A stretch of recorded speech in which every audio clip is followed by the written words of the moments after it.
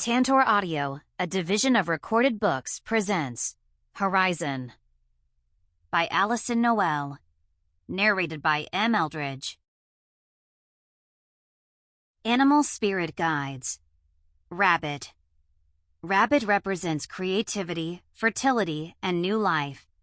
Rabbit teaches us how to plan and how to set plans in motion. Commonly hunted, rabbit creates tunnels in the earth, open in front and back, which it can use to escape, reminding us never to allow ourselves to be boxed into a corner.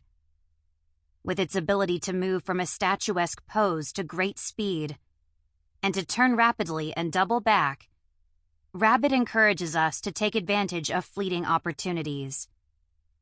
Active at dawn and dusk, rabbits are guides to the mystical world, showing us how to recognize hidden teachings, intuitive messages, and signs in the universe around us. Ram. Ram represents new beginnings, balance, and imagination. Ram teaches us to trust our ability to land safely as we take advantage of new opportunities and pursue new endeavors. Able to gain a foothold on a tiny piece of rock, the spirit of the ram is one of courage and balance as we move through life and along our spiritual path. Its spiral horn a symbol of creativity and imagination, ram empowers us to be spontaneous and to seek out great adventures. Bison. Bison represents abundance, gratitude, and the sacred life. Bison teaches us to work with the natural rhythm, to follow the easiest path, and not force our way through life. With its massive head and humped shoulders being symbolic of stored-up power and abundance, the spirit of the bison reminds us that by combining our own efforts with that of the divine, we can enjoy the abundance of the universe. Bison's enormous size cautions us to stay grounded to the earth and walk a sacred path, to always be humble and grateful for the gifts that come our way, and to honor ourselves and others. Turtle. Turtle represents perseverance, determination, and longevity. Turtle teaches us self-protection through non-violent defenses. A shore creature relying on both land and water, Turtle prompts us to protect the earth so that she can continue to nurture us and provide abundance.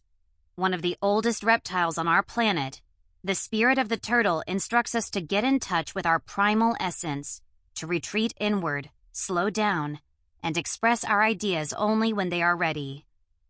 With its keen ability to sense vibration through its skin and shell, turtle encourages us to awaken our senses, both physically and spiritually.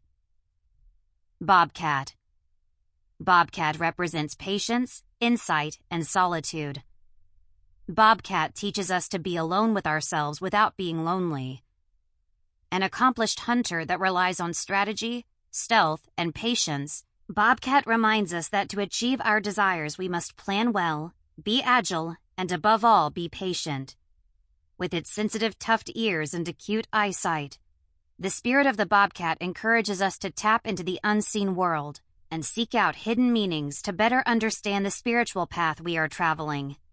Its short bobbed tail, black on the tip and white underneath, is symbolic of bobcat's power to turn the creative forces of life on and off as needed. Our deepest fear is not that we are inadequate. Our deepest fear is that we are powerful beyond measure. It is our light, not our darkness, that most frightens us. Marianne Williamson. Spirit Horse. 1. Daire. It's been months since I last had the dream. Months since I was trapped in its unyielding grip.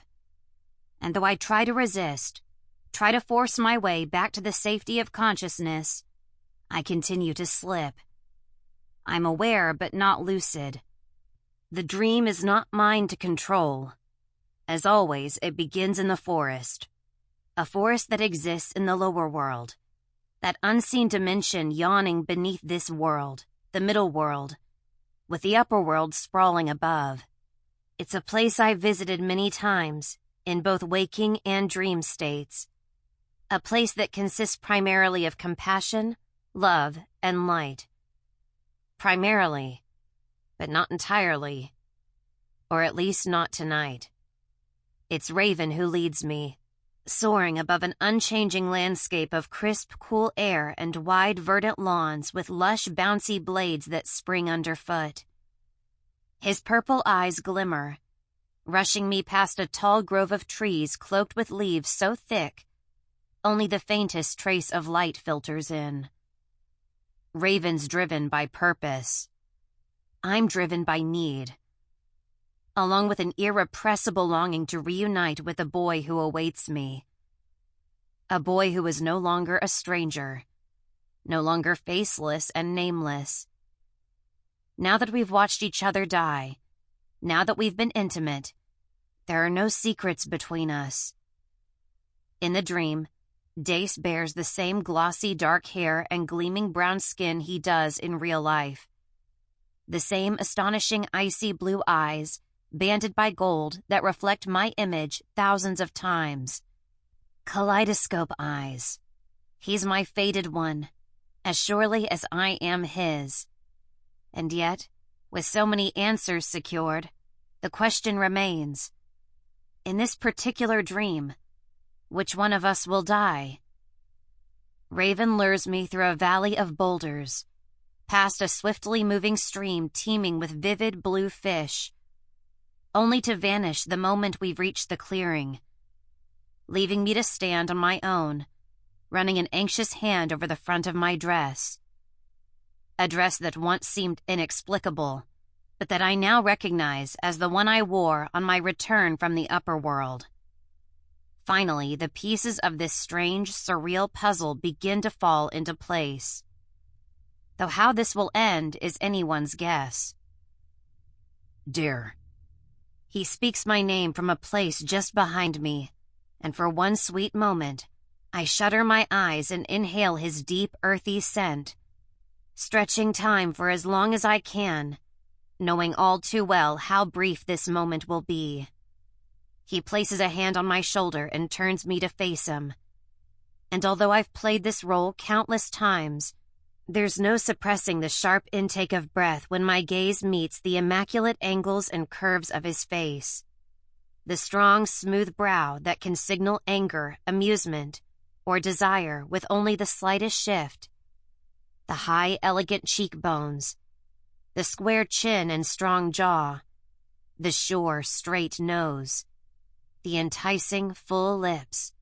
He stands before me in offering, his torso lean and bare, displaying wide, strong shoulders and finely drawn abs that narrow into slinky, trim hips, where a pair of faded old jeans dip precariously low.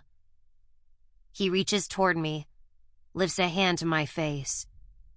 Brushing his fingers around the curve of my jaw, he bestows on me a look that's meant to assure me that he's in on it too, wise to the potential for danger ahead, but determined to enjoy this scene until another one shifts into its place.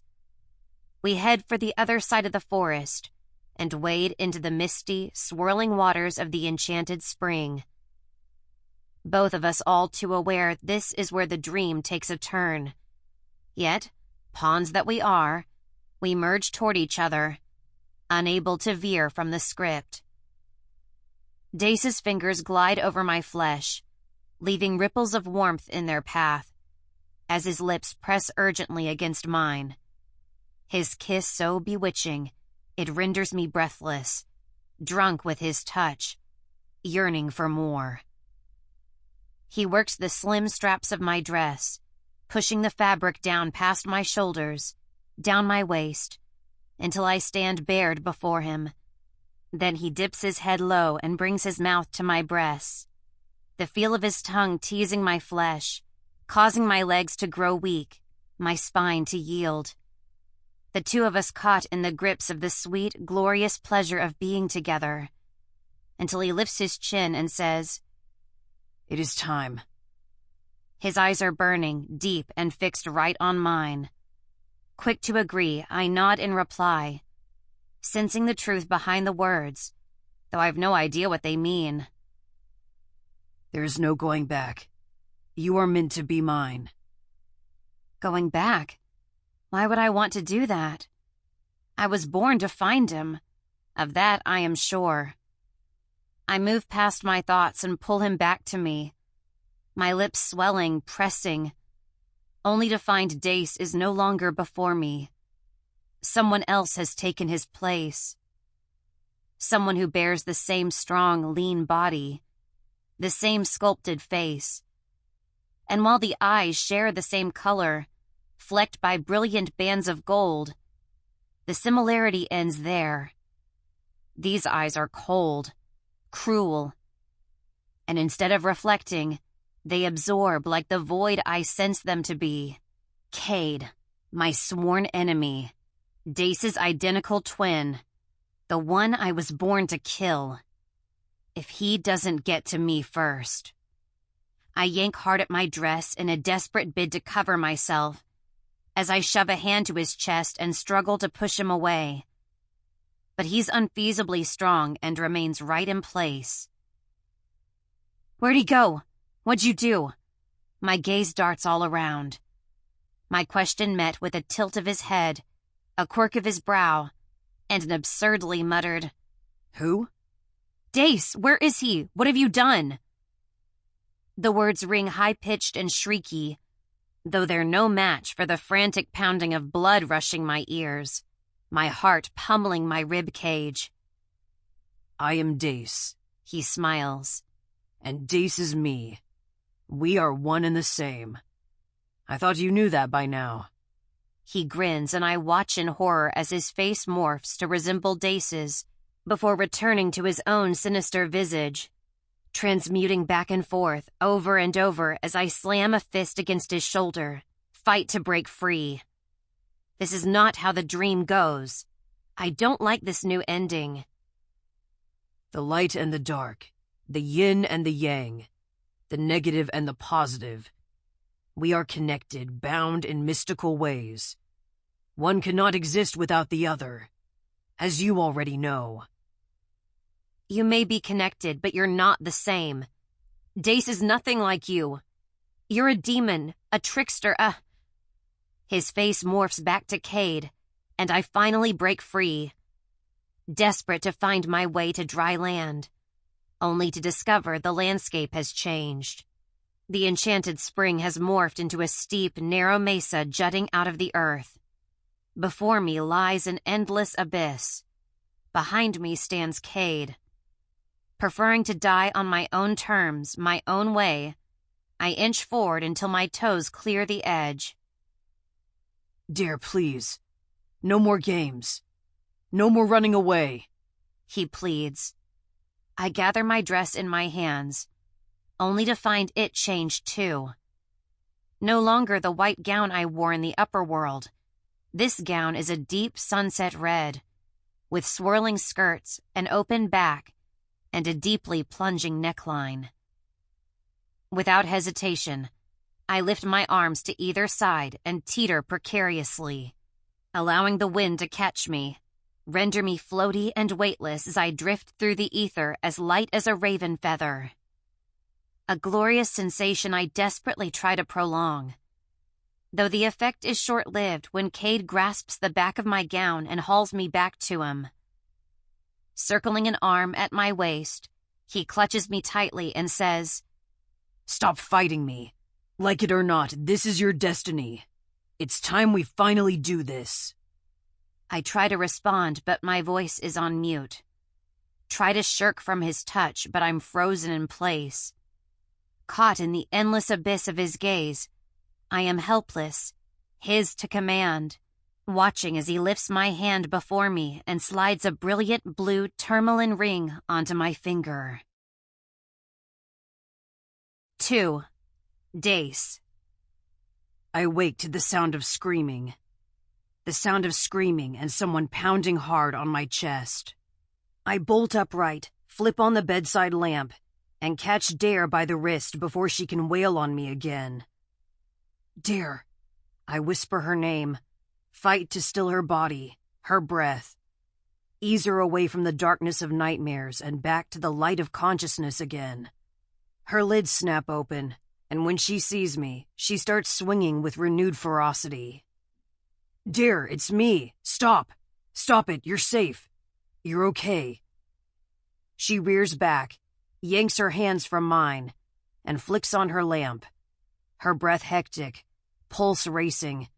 She pulls her knees to her chin and watches me with a deep, wary gaze. I remain on my side. Try to give her some space. Time to wrestle her way out of whatever twisted dream has left her in such a scared state. "How can I know for sure it's you with your hair like that?" She glares, pulls a grim face, causing me to run a self-conscious hand through my newly shorn locks. "How can I be sure you're not Cade?" You serious? I flinch at her words, scold myself not to feel hurt. It's a mistake a lot of people have made since I got my new look. Still, I never expected that from her. Right from the start, she was able to determine what only few could see. It's the eyes that define the real difference between Cade and me. I inch toward her slowly, taking great pains not to alarm her. I angle my face toward the light so she can better see my face, my eyes, allowing a few beats to pass before she heaves a deep sigh and relaxes her stance. Care to talk about it? I risk a quick glance at the clock and stifle a yawn, noting the small hand on the 2, the big on the 5. No wonder it's still dark out. No. She slips down the mattress, props her head on a pillow, and sprawls her bare legs before her. I mean, maybe. Yeah. She sneaks a look at me. You sure you're not too tired? I shake my head, rub a hand over my chin in place of the white lie I choose not to verbalize. Well, in a nutshell, I had the dream. Her shoulders sink when she says it, as though releasing a very great burden. I nod, having figured as much. No stranger to the dream, I know firsthand how disturbing it is to watch my brother kill Daire while I helplessly look on. That dreadful image has a way of lingering well into the waking state, haunting me for days. Only in Daire's dream, she watches me die at Cade's hand. Though from everything she's told me, the effect is the same. Either way, there's no denying the overall message screams loud and clear. Daire and I may be fated, but we're fated to end. Still, no matter how insistent, I refuse to believe it. Refuse to give it any real weight. Whether it's some kind of prophecy, or Cade's twisted machinations invading our sleep, I can't say for sure. What I do know is that the things we most fiercely believe in have a way of coming true. And so I choose to believe in us. Believe in a future that is ours for the making. After losing my soul, and nearly losing Daire as well, just 6 months earlier, I know how empty my world is without her. Never again will I allow myself to doubt the rightness of the two of us together. I will do anything to be with this girl. I rest a hand on her shoulder, gather a lock of her soft, silky hair between 2 of my fingers. Quick to remind her that we already lived the dream last Christmas Eve, when we watched it play out in real time. Cade killed her, and having discovered that Cade and I are connected, that if he goes, I go, if he lives, I live, I slammed the athame into my gut in an attempt to set things right once again. Only it didn't quite go as planned. But this dream had a new ending. She averts her gaze, pulls her shoulders in, causing my hand to drop to my side as I brace for what's next. She makes a face, licks her lips, and starts again.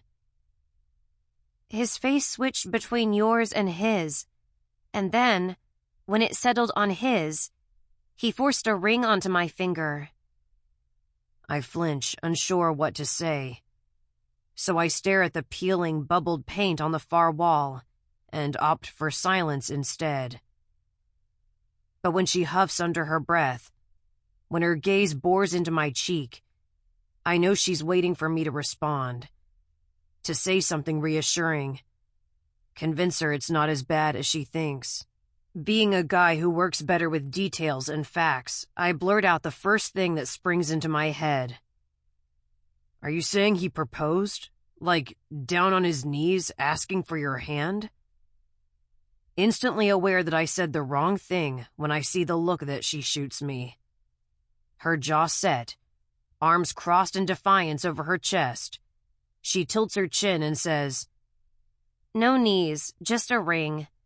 A big, shiny blue tourmaline practically the size of a boulder." She lifts her hand, glares hard at her ring finger, as though half expecting to find the ring still there. So he wanted to marry you or claim your soul? Where Cade's concerned, I'm sure it's one and the same.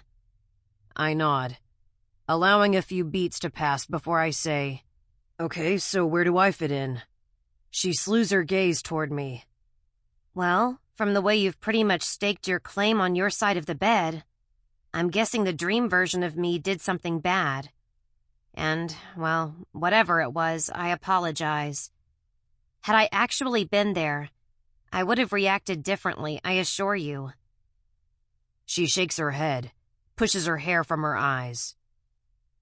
It's just, well, first you and I were kissing, like the dream goes. But then the next thing I knew, Cade had taken your place and... Sounds like the usual script to me. I cut in. But again, I've said the wrong thing. Hardly. She mumbles a few unintelligible words under her breath. And while she doesn't quite roll her eyes, by the way her cheeks tense, I know that she wants to. Anyway, she sighs, forces herself to move on. When I asked what happened to you, he said you were one and the same. That there was no distinction, no difference, no divide. That you are bound, couldn't exist apart from each other. I lean against the pillows, go back to staring at the ugly far wall, trying to keep the edge from my voice, but coming nowhere close to succeeding. And since no one's seen Cade since the rabbit hole blew up 6 months ago on New Year's Eve, and since not long after that climactic event, I decided to chop off my hair, which is still much longer than his, but hey, minor detail we shouldn't get caught up in. You actually think I might be Cade pretending to be me? I shake my head, but, like Daire, stop short of rolling my eyes. My brother is despicable, evil. My brother is solely responsible for killing her grandmother. And yet she's confusing me with him? You honestly think I got some crazy mirrored contact lenses so my eyes would reflect in the way you've come to expect? You honestly can't tell that when I say I love you, I am speaking from the very deepest part of me? You honestly can't tell by the way I touch you, look at you, that you are absolutely everything to me? Dace. She rolls toward me, places her hand over mine, and looks at me with those astonishing emerald green eyes. I'm sorry I said it. Truly, I am. It was stupid and paranoid and completely nonsensical, and pretty much the opposite of how a good, responsible seeker is supposed to react in times of great stress. It's just that... She swallows, lifts her shoulders, and goes on to add, sometimes I can't help but think that I'm missing something. Some terribly obvious clue that's staring right at me. And then, when I had the dream and woke up next to you, well, for that split second, I thought... You thought I might be the clue. You thought you were sleeping with the enemy. The moment I take in her face, the fight seeps right out of me. She's scared, uncertain. Her burdens are great, and ever since Paloma passed, she's felt alone in the world. It's my job to love and support her. It's my job to provide strength when she needs it. I wrap my arms around her, encouraging her to inch closer as she closes her eyes and buries her face in my chest. You haven't missed anything. I whisper the words into her soft, silky hair. Drop a long string of kisses along the top of her head. She pulls away ever so slightly and gazes at me with eyes that betray the depths of her anxiety. But I have. She nods fervently. I'm absolutely sure of it. No way can things truly be as peaceful as they might seem on the surface. Don't we deserve a little peace? I pull her back to me, deluding myself into thinking that if I can just hug her enough, love her enough, I can vanquish her fears.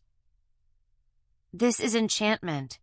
The sound that follows is the closest thing to a laugh that I've heard from her in a while. Since when does anyone get what they deserve? She mumbles that last part into my chest, peering up at me to see how I react. I crack a smile, hoping she'll crack one too, but the moment is lost, and in the span of a breath, she's off and running again. I've gone over it countless times. She pushes into a sitting position. And I've absolutely no doubt Cade killed Paloma via that cursed tourmaline I unwittingly gave her. I've researched it a good bit, and it's not nearly as whacked as it seems. Crystals and gems emit energy. Everything at its very essence is comprised of energy. And while energy never dies, it can be altered, transformed, and in the wrong hands, a gem can be cursed with a hook that connects the recipient to the giver, allowing them to either control the receiver's soul, claim the receiver's soul, or end the receiver's soul, depending on the intention. The words leave me as cold as they did the first time I heard them.